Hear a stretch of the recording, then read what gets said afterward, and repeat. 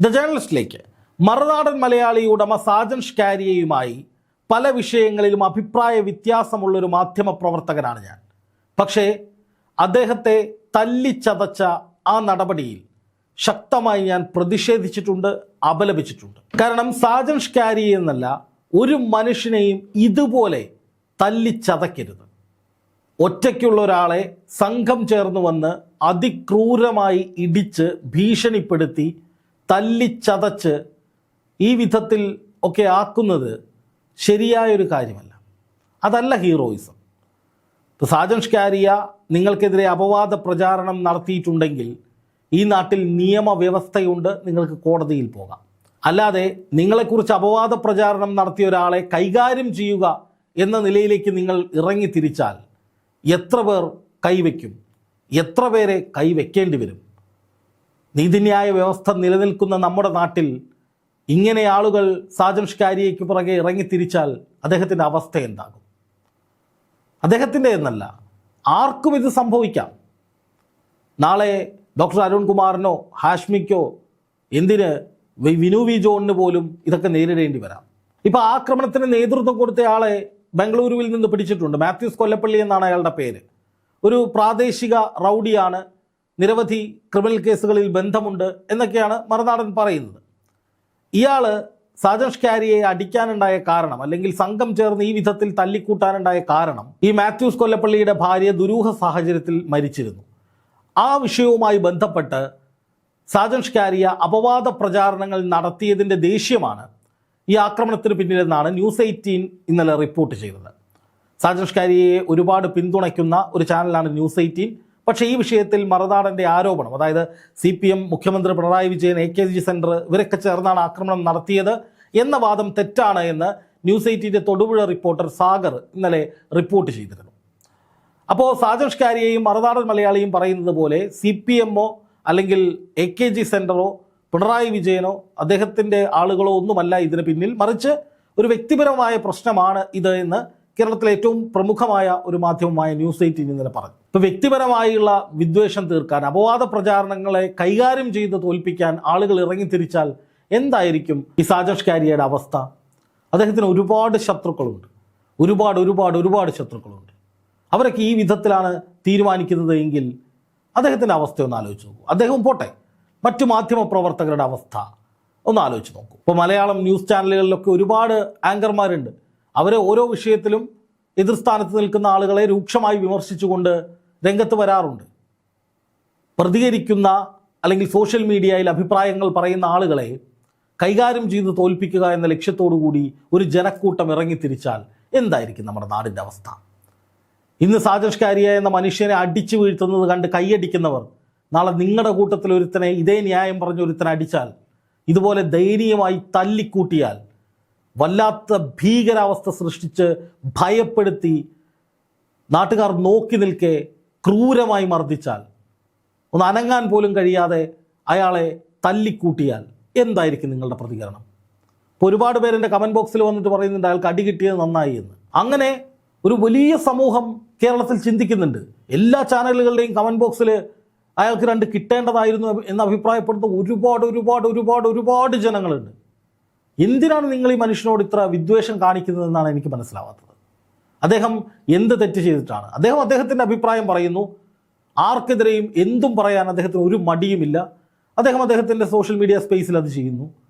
അതിനെ ഇത്രയധികം കടന്നാക്രമണം നടത്തേണ്ട കാര്യം എന്താണ് എന്ന ചോദ്യം വളരെ പ്രസക്തമാണ്. അത് തന്നെയാണ് അദ്ദേഹവും ചോദിക്കുന്നത്. ഞാൻ എൻ്റെ അഭിപ്രായ സ്വാതന്ത്ര്യം വെച്ചല്ലേ സംസാരിക്കുന്നത്, ഞാൻ അയാൾക്കെതിരെ വീഡിയോ ചെയ്തല്ലേ ഉള്ളൂ, അതിനെന്നോട് എന്തിനാണ് ഇങ്ങനെ ചെയ്തതെന്നാണ് സാജൻ ഷ്കാരിയ മാധ്യമ പ്രവർത്തകർക്ക് മുമ്പിൽ വൈകാരികമായി പറഞ്ഞത്. ഇതിലിപ്പോൾ സംഭവിക്കാൻ പോകുന്നത് എന്താണെന്നറിയോ? സാജൻ ഷ്കാരിയെ, മാത്യൂസ് കൊല്ലപ്പള്ളിയെ പറ്റാവുന്നതിൻ്റെ പരമാവധി അറ്റാക്ക് ചെയ്യും. അത് തൻ്റെ മാധ്യമം ഉപയോഗിച്ച്, സോഷ്യൽ മീഡിയ സ്പേസ് ഉപയോഗിച്ച് തന്നെയായിരിക്കും. നിയമപരമായും അദ്ദേഹം ഏതറ്റം വരെയും പോകും. കാരണം സാജൻ ഷ്കാരിയെ എനിക്കറിയാം. അദ്ദേഹത്തിന് ഒരാളോട് പക തോന്നിയാൽ, ദേഷ്യം തോന്നിയാൽ അതിൻ്റെ ശരിതെറ്റുകളൊന്നും അദ്ദേഹം ആലോചിക്കാറില്ല. ആരെങ്കിലും ഓതിക്കൊടുത്തത് കേട്ടിട്ടാണെങ്കിലും ഒരാളെക്കുറിച്ച് നെഗറ്റീവ് തോന്നിയാൽ, പക തോന്നിയാൽ അയാളെ തീർക്കാൻ ഏതറ്റം വരെയും പോവും. അയാളെ ഉപദ്രവിക്കാവുന്നതിൻ്റെ ഏതറ്റം വരെയും ശ്രീ സാജൻ ഷ്കാരിയെ ഉപദ്രവിക്കും. അതെനിക്ക് നേരിട്ടറിയാവുന്ന കാര്യങ്ങളുണ്ട്. അപ്പോൾ അങ്ങനെ ഒരു പക വീട്ടാനുള്ള ഒരു ത്വരയുള്ള ഒരു വ്യക്തിയാണ് ഈ സാജൻ ഷ്കാരിയ. അതുകൊണ്ട് തന്നെ ഇനി മാത്യൂസ് കൊല്ലപ്പള്ളിയുമായി ബന്ധപ്പെട്ട പല കേസുകളും, പഴയ കേസുകളൊക്കെ അദ്ദേഹത്തിൻ്റെ ഓൺലൈൻ സ്ഥാപനത്തിലൂടെ പുറത്തേക്ക് വരും. ഒരു ബാർ ആക്രമിച്ച സംഭവമുണ്ട്, അതുപോലെ തന്നെ പല അടിപിടി കേസുകളുണ്ട്, ഒരു പാറമട ഉടമയെ കത്തിച്ചു കൊല്ലാൻ നോക്കിയെന്ന ആരോപണം ഉയർന്ന സംഭവമുണ്ട്, ഈ മാത്യൂസ് കൊല്ലപ്പള്ളിയുടെ ഭാര്യ മരിച്ച ഒരു സംഭവമുണ്ട്. ഇതുമൊക്കെയായി ബന്ധപ്പെട്ട് നിരന്തരമായ വീഡിയോകൾ, വാർത്തകൾ, ടെക്സ്റ്റുകളൊക്കെ സാജൻ ഷ്കാരിയ തൻ്റെ മാധ്യമങ്ങളിലൂടെ പുറത്തുവിടും. പണ്ട് ചെകുത്താൻ എന്ന് പറയുന്ന അജു അലക്സ് എന്ന് പറയുന്ന ഒരാളുണ്ട്, ചെകുത്താൻ. അവനെതിരെ സാജന് എന്തോ ഒരു വിദ്വേഷം തോന്നിയിട്ട് സാജനെ വിമർശിച്ചുകൊണ്ട് ചെകുത്താൻ എന്തോ ഒരു വീഡിയോ ചെയ്തു. അതിനുശേഷം ഇയാളൊരു രാജ്യദ്രോഹിയാണ്, ചെകുത്താൻ ഒരു രാജ്യദ്രോഹിയാണ്, രാജ്യവിരുദ്ധ പ്രവർത്തനം നടത്തുന്നതാണ്, അന്വേഷണ ഏജൻസികൾ ഇവനെ പൊക്കും എന്നൊക്കെ പറഞ്ഞുകൊണ്ട് നിരന്തരമായി സാജൻ ഷ്കാരിയ തൻ്റെ ഓൺലൈനിലൂടെ വാർത്താരൂപത്തിലുള്ള പ്രസ്താവനകൾ നിരന്തരമായി കൊടുക്കുന്ന സാഹചര്യമുണ്ടായി. പക്ഷേ അജു അലക്സിന് ഒന്നും സംഭവിച്ചില്ല, ചെകുത്താൻ എന്ന് പറയുന്ന ആൾക്കൊന്നും സംഭവിച്ചില്ല, അയാൾ ഇപ്പോഴും ഇതിൽ നടക്കുന്നുണ്ട്. അപ്പോൾ അങ്ങനെ ഈ വിരോധമുണ്ടായിക്കഴിഞ്ഞാൽ ഏതറ്റം വരെയും പോകാൻ മടിക്കാത്ത, ആർക്കെതിരെയും എന്തും പറയാനൊരു മടിയില്ലാത്ത ആളാണ് ഈ സാജൻ ഷ്കാരിയ. അതുകൊണ്ട് തന്നെ അദ്ദേഹം ഇനി അങ്ങോട്ട് ആ ഓൺലൈൻ സ്പേസിൽ വ്യാപകമായി തന്നെ, രൂക്ഷമായി തന്നെ മാത്യൂസ് കൊല്ലപ്പള്ളിക്കെതിരെ കടന്നാക്രമണം നടത്തും. ഇപ്പം കിട്ടിയ പണിക്ക് ആ രൂപത്തിൽ മറുപണി കൊടുക്കും എന്ന് തന്നെയാണ് ഞാൻ വ്യക്തിപരമായി വിലയിരുത്തുന്നത്. എൻ്റെ ഒരു വിലയിരുത്തൽ അങ്ങനെയാണ്. എന്ന് മാത്രമല്ല, നിയമപരമായി പോകാനുള്ള എല്ലാ നീക്കങ്ങളും സാജൻ ഷ്കാരിയയുടെ ഭാഗത്തു നിന്നുണ്ടാകും. അതിലിപ്പോൾ പ്രാഥമികമായി മാത്യൂസ് കൊല്ലപ്പള്ളി പിടിക്കപ്പെട്ടിരിക്കുകയാണ്. അയാൾക്കൊപ്പം ഉണ്ടായിരുന്ന 4-5 പേരെ കൂടി ബാംഗ്ലൂരുവിൽ വെച്ച് പിടിച്ചിട്ടുണ്ട്. ബാംഗ്ലൂരുവിലെ ഒരു വ്യവസായിയുടെ സംരക്ഷണയിൽ പോകാൻ വേണ്ടി ഇവിടെ നിന്ന് അങ്ങോട്ട് പോയതാണ്. അതിനിടയിൽ എപ്പോഴോ മാത്യൂസ് ഫോൺ ഓണാക്കി, അപ്പം തന്നെ സൈബർ സെല്ല് ട്രാക്ക് ചെയ്തു. സെക്രട്ടേറിയറ്റിൽ നിന്ന് സാജന് വേണ്ടി ഈ പോലീസിന് വിളി പോയി എന്നാണ് മറുനാടൻ പറയുന്നത്. അതായത് സാജൻ ഷ്കാരിയ എപ്പോഴും രൂക്ഷമായി വിമർശിക്കുന്നത് പിണറായി വിജയനാണ്. ആ സെക്രട്ടേറിയറ്റിൽ നിന്ന് തന്നെ സാജനെ ആക്രമിച്ച പ്രതികളെ ഉടൻ പിടികൂടണമെന്ന് പറഞ്ഞുകൊണ്ട് നിർദ്ദേശം വന്നു എന്നാണ് പറയുന്നത്. അപ്പം തന്നെ തൊടുപുഴയിൽ നിന്നുള്ള പ്രത്യേക അന്വേഷണ സംഘം, സൈബർ സെല്ല്, കർണാടക പോലീസ് ഒക്കെ സംയുക്തമായി പ്രതിയെ പിടിച്ചിട്ടുണ്ട്. അവൻ്റെ കാര്യം തീരുമാനമാക്കിയേ അടങ്ങൂ എന്ന വാശിയിൽ തന്നെയാണ് മറുനാടൻ സാജൻ ഷ്കാരിയ ഉള്ളത്. മാധ്യമങ്ങൾ കണ്ടപ്പോൾ അദ്ദേഹം പറഞ്ഞ ചില കാര്യങ്ങൾ വളരെ വളരെ പ്രസക്തമാണ്. മരിക്കുമെന്ന് ഉറപ്പിച്ചിട്ട് തന്നെയാണ് ഞാൻ ഈ പണിക്കിറങ്ങിയത്, ചാവാൻ എനിക്ക് പേടിയില്ല, വളരെ ശക്തമായി സാജന സ്റ്റേറ്റ്മെൻറ്റ് പറഞ്ഞു. എന്ന് മാത്രമല്ല, പിണറായി സർക്കാരിൻ്റെ അവസാനം കാണണം, CPM-ഉം BJP-യും കോൺഗ്രസും ഒക്കെ ചേർന്ന് പിണറായി വിജയനെ താഴെ ഇറക്കണം. പിണറായിയോട് വല്ലാത്തൊരു വിരോധം സാജൻ ഷ്കാരിയയുടെ വാർത്താ സമ്മേളനത്തിൽ നിഴലിച്ചു നിന്നിരുന്നു. എന്ന് മാത്രമല്ല, ഈ മാത്യൂസ് കൊല്ലപ്പള്ളിക്കും ടീമിനും പണി കൊടുക്കുക തന്നെ ചെയ്യും എന്ന് അദ്ദേഹത്തിൻ്റെ വാക്കുകളിൽ അത് ഒളിഞ്ഞു നിൽപ്പുണ്ടായിരുന്നു. കാരണം ഇത്രയും കാലത്തെ അദ്ദേഹത്തിൻ്റെ ഓൺലൈൻ ചാനൽ ജീവിതത്തിനിടയിൽ ആദ്യമായിട്ടാണ് ഈ രീതിയിൽ അദ്ദേഹത്തിന് നേരെ ഒരു കടന്നാക്രമണം ഉണ്ടാകുന്നത്. മുമ്പൊക്കെ ഒരുപാട് ഭീഷണികൾ അദ്ദേഹത്തിന് വന്നിട്ടുണ്ട്, ഫോണിലൂടെയുണ്ട്, അല്ലാതെയുണ്ട്, കമൻ്റ് രൂപത്തിലുണ്ട്. പക്ഷെ അതൊന്നും അദ്ദേഹം കാര്യമാക്കുകയേ ഉണ്ടായിരുന്നില്ല. ഹൂ ബോദേഴ്സ് എന്ന് പറയുന്ന അദ്ദേഹം സ്ഥിരമായി ഉപയോഗിക്കുന്നൊരു ശൈലിയാണ്, ഹൂ ബോദേഴ്സ് എന്ന് പറയാറുണ്ട്.